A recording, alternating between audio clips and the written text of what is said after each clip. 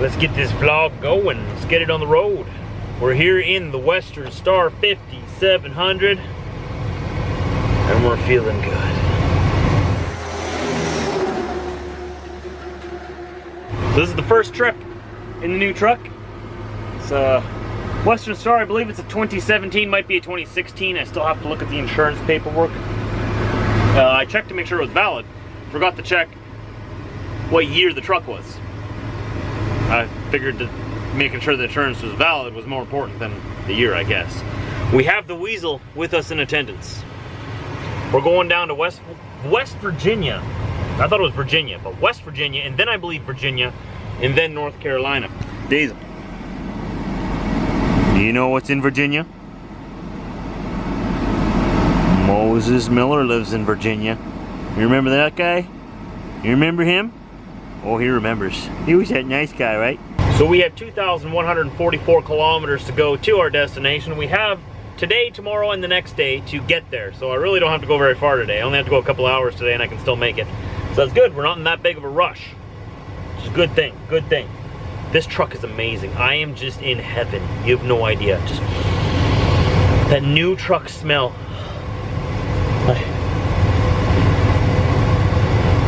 It's almost like, you know, the happiest day of my life.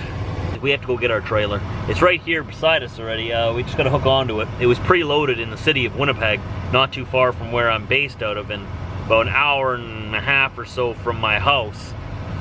So we're gonna hook onto that trailer, the first trailer this truck has ever hooked onto, ever. And then we're gonna pull it on down into the American states. United States of America. I don't know what I was trying to say there. Into America. You guys excited? There it is.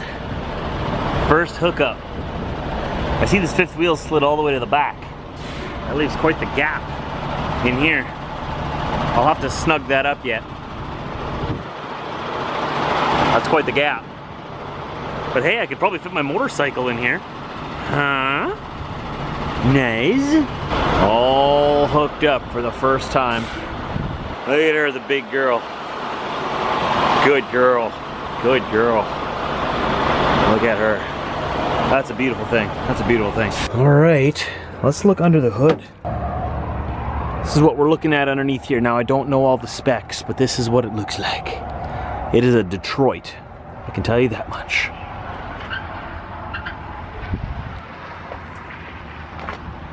That looks fancy.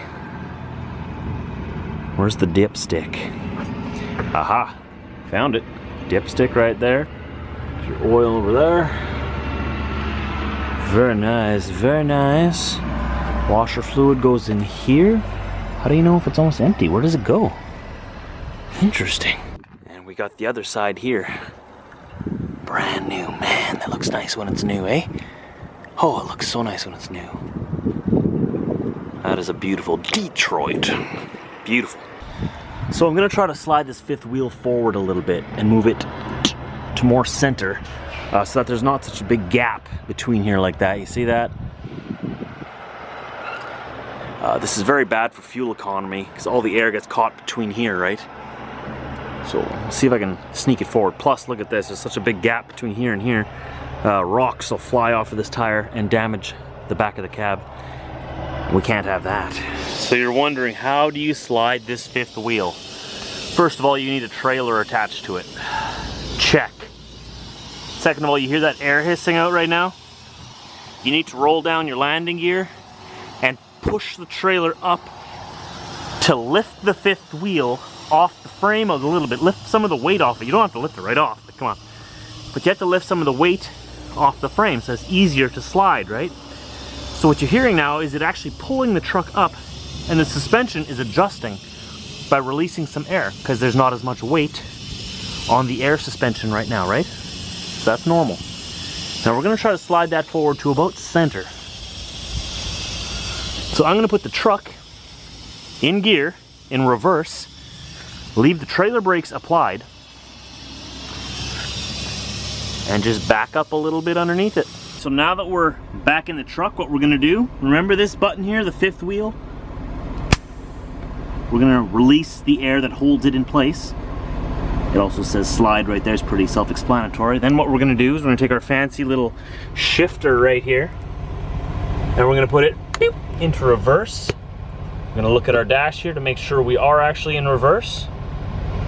And now we're just gonna back ourselves up a little bit to slide that fifth wheel while we're holding the trailer brakes. You could also just release the trailer brakes if you want. I'm just gonna hold it down. Let's get out and let's see how far we moved it. Did we go too far, or what did we do? What did we do? Okay, you can see where it was sitting there before, where it's all clean. We moved it almost all the way to the front. Now how much room, you see how much closer this is here to here now? But the thing is, when we turn and make a right angle turn and go around a sharp corner, we gotta make sure that this corner here, when it swings around, that it doesn't hit all of this stuff here. I don't know why that stuff is so far out there like that. I don't know why it's not closer to the cab, but I didn't design this truck, I just drive it, whatever. So I think we're a little bit too close. What do you think? If this wasn't there, we'd have plenty of room, but I'm worried about hitting that. I think we should be okay. All right, so what we've done is we moved forward about 2 inches, and I'm pretty satisfied with where we're at right now. What we do to lock it right now is push that back down. It'll push the pins out on the fifth wheel. And now what we gotta do is put it in gear again, hold the trailer brake, and just wiggle the truck a bit to lock that fifth wheel, and then go back there and check to make sure it's locked. And there we go, got it approximately right in the middle, a little closer to the front, but that's okay. Now what this did was, it slid the weight from the trailer, from the back of the frame, about a foot forward, right? What does that do? It puts more weight onto the steers, actually. So you get more weight on your steer axles at the front, and a little bit more on this as well. But mostly on the steers at the front makes a big difference there. So once you're done, make sure that you roll your landing gear back up. Don't drive away with that down. Believe me, you don't want to do that.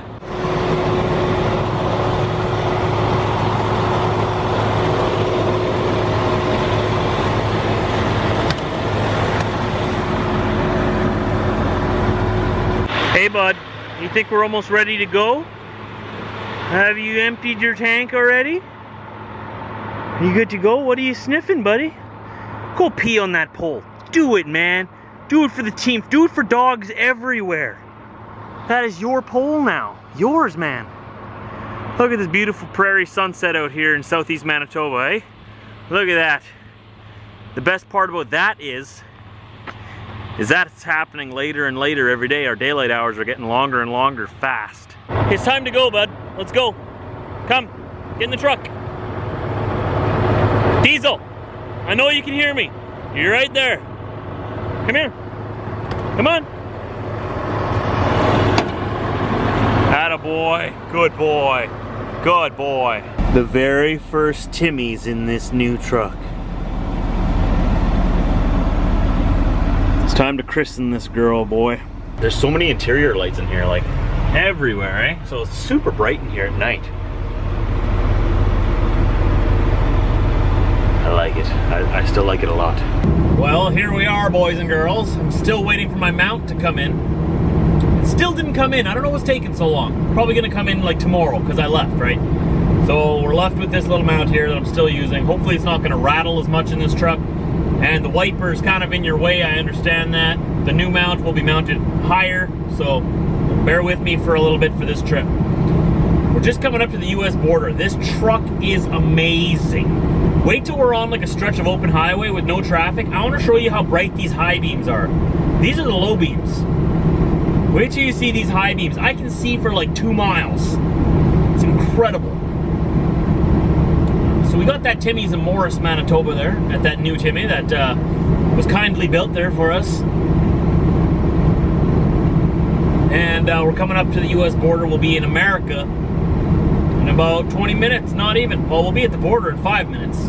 We should be in America in about 20 minutes, unless if something goes wrong or they want to search me. We shall find out.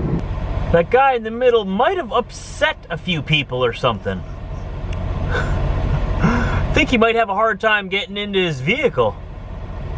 Wonder what he did to tick off these guys. That's what happens when you take up 2 spots and park right in the middle. Good luck getting out of there, buddy. We're here in Grand Forks, North Dakota, at the Flying J. There's the pumps over there. What I've realized is where we usually park, way over there at the front, they now have reserved parking. There's a whole pile of open spots over there, but it's all reserved parking. What's with that? Do people actually use that? Do people actually call ahead and be like, I'd like to reserve a spot? I mean, I guess that would be smart, right? I mean, I don't know if I would ever do it. Diesel, would you call ahead for me to the next stop? Reserve a spot for me? Can you do that for me? I think you could, man. I think you could. I'm just stopped here for something to eat. They got Subway here. I don't really need these anymore. This truck, I tell you. Have I told you about this truck yet that I'm driving? Western Star 5700. The lights. Just the light. Let's talk about the headlights for a bit. These headlights are incredible. I've never seen brighter lights. Even the low beams, you can see so far, but yet it's projector lights, so you can tell that it's not blinding other people. You can tell exactly where the line is, where they don't shine any further. But you turn your high beams on, you can literally see like 2 miles. It's just like aircraft landing lights. Insane, insane. Now I know why I was so upset and why it hurt my eyes so much when drivers driving these kind of trucks with these kind of headlights would flash their high beams at me in my mirror. Now I understand, because they are stinking bright. Like, they are really bright. Just going through Fargo, North Dakota here. We're turning onto the I-94 off the I-29. So we've come south far enough to get to the interstate here that will take us east. I'm gonna stop just outside of Fargo here, I'm pretty sure, and call it a night. I got plenty enough time to get to my destination from here in 2 days, so I don't really need to go any further. And we'll just buckle in for a full day tomorrow, and I can spend some time tonight settling into this truck. Well, we're stopped here for our first night. Once again, all my stuff that I usually have on the bed here is on the driver's seat there, so that I can have a clear, nice area to sleep here. I found that place up there for my flags for now. I don't know where else I'm going to put them, but there seem to be all right. And yeah, we're just getting settled in. This is our first night in the truck, so it's still a little foreign to me. I'm still getting used to it, but I like it. I do. Yeah, I'm about to head to sleep here. This has got an awesome little shelf here and compartment with a little strap here that holds my computer down straight. So I can actually work on my computer here and everything and just leave it there while I drive, and it doesn't fly all over the place. I really like that. But I'm going to be going to bed here now. So we're in Rothsay, Minnesota. Rothsay, Minnesota.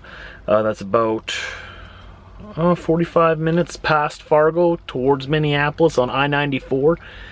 I've stopped here often before, but I've already walked the Weasel. I've done my paperwork. Now I'm just sort of watching YouTube, and suddenly I realized I gotta end the vlog yet, and I want to say that I had a really good day. This truck has been amazing. Like I've been telling you, the lights are incredible on it. You can just see for miles.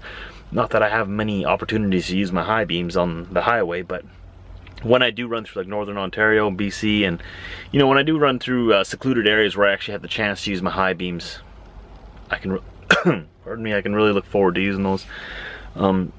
Truck runs really smooth, really quiet, and I have nothing that's bad to say about it. All good. So if you're looking into getting a Western Star 5700, I'd recommend it. Go look for it. I would probably get the longer sleeper. It's the only thing that I can say that I would change about it was to get the deeper sleeper. I think you can get one level higher too, if I'm right. Because this is just a mid-roof, which is pretty high. Got quite a bit of headroom in here. See? That's in the sleeper and all the way into the front. I can even stand in the front here and still have plenty of room here, as you can see. Lots of room. And I'm already standing like right beside the driver's seat there. So Trucker Josh, stamp of approval, absolutely. So thanks for joining me today. Hope you join me tomorrow, anytime after 4 a.m. Central Time. We're going to be continuing through Minneapolis, through Chicago, and onwards down towards the Virginias and North Carolina. I'll see you then.